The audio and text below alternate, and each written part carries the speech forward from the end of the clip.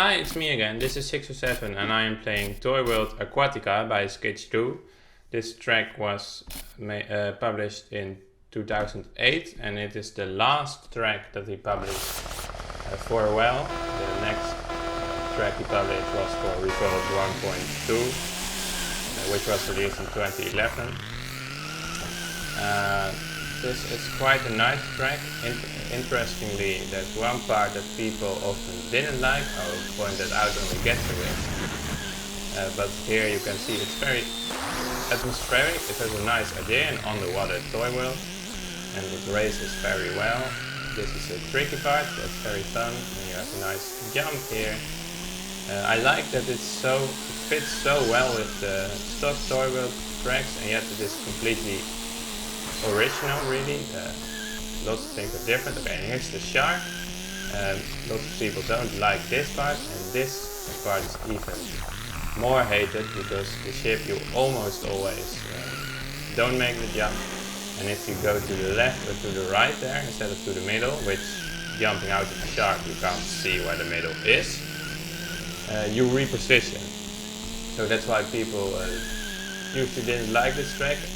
Later Goteley made a redux version of this track with that part completely changed out for more underwater tunnels. You can see a recording of that in the C version of this episode.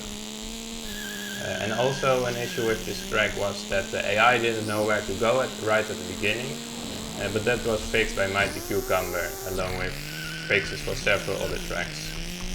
Okay, personally I do like the shark, but indeed the ship part, as you see, I got to the left now and then you get repositioned.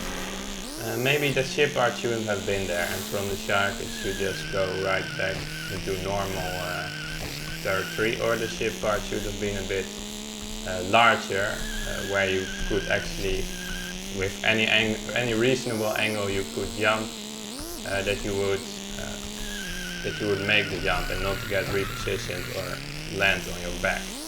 I see now that the AI still doesn't seem too good, even though it now knows where to go.